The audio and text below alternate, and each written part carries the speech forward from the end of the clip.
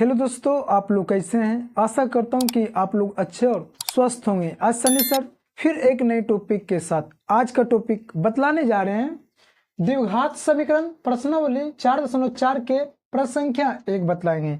आप लोग सोच रहे होंगे कि सर प्रश्नावली 4.3 कहाँ गया, 2 कहाँ गया, 1 कहाँ गया। तो इससे पहले वाले वीडियो में हम बतला चुके हैं। अगर आप लोग उस वीडियो को नहीं देखे हैं तो मेरा प्रोफाइल पर जाइए और उस पर मतलब एक एक वीडियो करके देख लीजिए, क्योंकि वास्तविक संख्या में जितना इस प्रश्न है उतना वीडियो डला हुआ है। तो आप मेरा प्रोफाइल पर जाइए और एक बार जरूर जाकर उस वीडियो को देख लीजिएगा। एक और अति आवश्यक सूचना बतला देते हैं कि कक्षा 10 गणित वास्तविक संख्या से लेकर प्रायिकता तक खत्म करेंगे, वो भी 3 महीना में। तो अभी तक हम वास्तविक संख्या खत्म किए, बहुपद खत्म किए, 2 चर वाले रैखिक समीकरण खत्म किए, द्विघात समीकरण का प्रश्नावली लास्ट में चला है, वो भी है प्रश्नावली 4.4 प्रश्न संख्या 1 बतलाएंगे। इसमें 3 प्रश्न है, 1, 2, 3।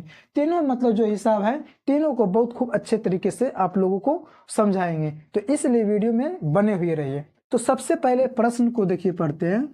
बोला कि निम्न द्विघात समीकरणों के मूलों की प्रकृति ज्ञात कीजिए, यदि मूलों की अस्तित्व हो तो उन्हें ज्ञात कीजिए। तो 3 कंडीशन क्या है, देखिए।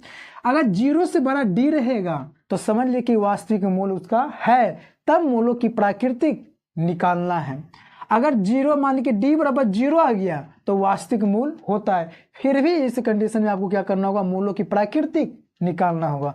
अगर d से बड़ा हो गया 0, माइनस में अगर आ गया, वास्तविक मूल मतलब उसका नहीं होता है, क्योंकि d से तो बड़ा हो गया है। तो ये तीनों आपको लिख लेना और इसको अच्छे तरीके से आप याद भी कर लीजिएगा। देखिए पहला हम चलते हैं, 2x square minus 3x plus 5 बराबर 0। देखिए एक द्विघात समीकरण का व्यापक रूप होता है ax square plus bx plus c बराबर 0। देखिए x स्क्वायर की जगह कितना है, 2 है, तो a का मान मेरा कितना हो गया 2, b का मान कितना हो गया -3, c का मान कितना हो गया 5। तो विवेचक का एक सूत्र होता है d बराबर b स्क्वायर माइनस 4ac।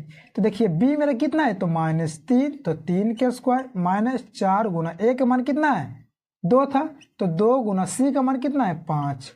देखिए 3 3 9 माइनस 15 10 10 चौक 40।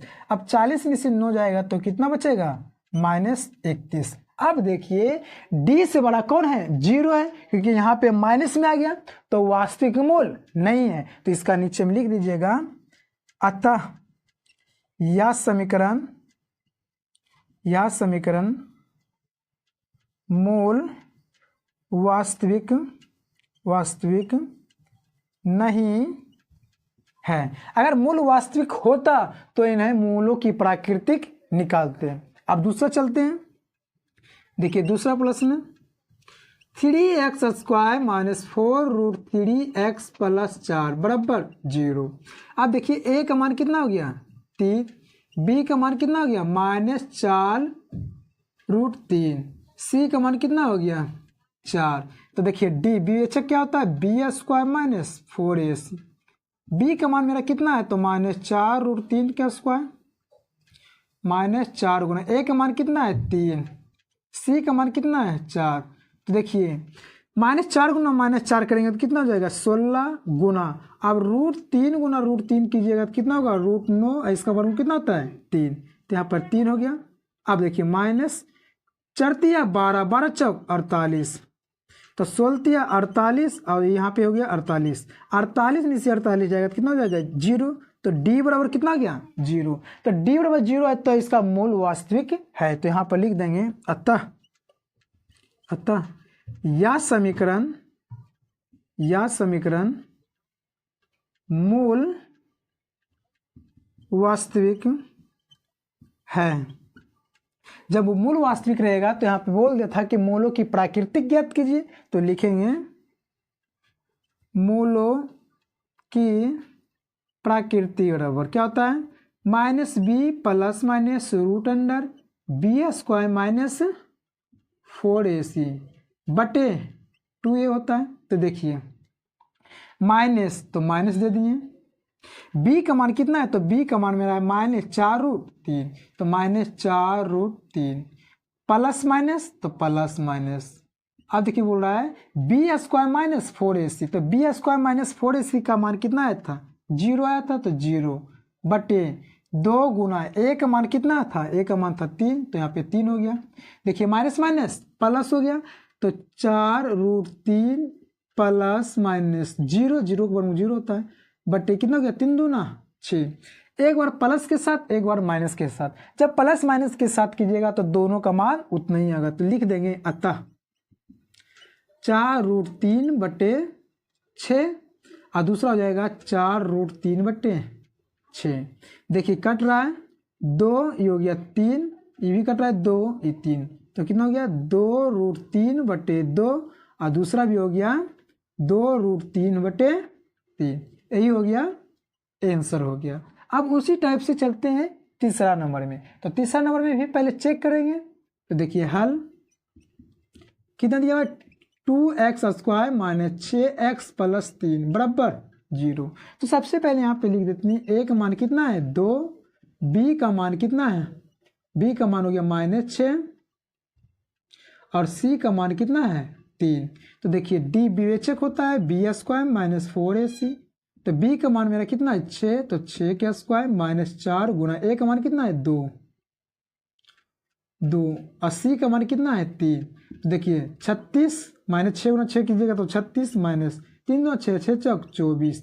अब 36 में से 24 जाएगा तो कितना बचेगा, 12 बचेगा, तो d बराबर हो गया 12। तो यहाँ पर आप देखिए 0 से बड़ा d है ना, 0 से बड़ा कितना है d बड़ा, तो ये हो गया वास्तविक मूल। तो यहाँ पे लिख देंगे अतः मूलों का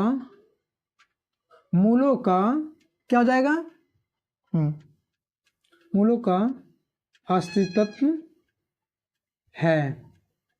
मतलब यहाँ पर लिख दिए थे यहाँ समीकरण मूलों का वास्तविक है, तो मूलों का अस्तित्व है। अब इसको क्या करेंगे, तो मूलों की प्राकृतिक निकालेंगे।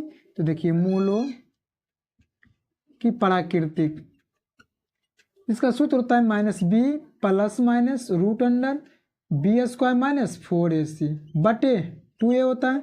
तो देखिए माइनस b का मान मेरा कितना था, तो -6, तो -6 हो गया plus minus √b square minus 4ac, तो b स्क्वायर माइनस 4ac का मान 12 आया था, तो 12 हो गया बटे कितना हो गया 2 गुना a का मान कितना है 2, तो यहाँ पे 2 हो गया।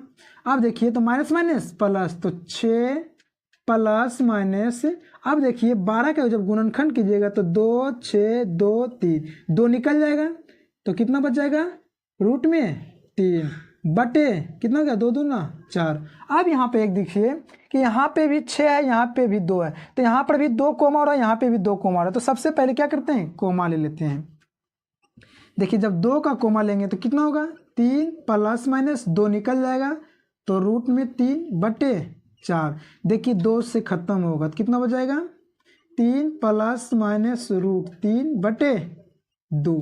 यही आपका आंसर है। अगर आपको ये वीडियो पसंद आया तो इस चैनल को सब्सक्राइब कीजिए, इस वीडियो को उन दोस्तों को पास शेयर कीजिए जो कक्षा 10 में पढ़ रहे हैं, उनके पास जो इस वीडियो को शेयर कीजिए और छोटा भाई को दिल से सपोर्ट कीजिए। मिलते हैं नेक्स्ट वीडियो में। जय हिंद, जय भारत, वंदे मातरम।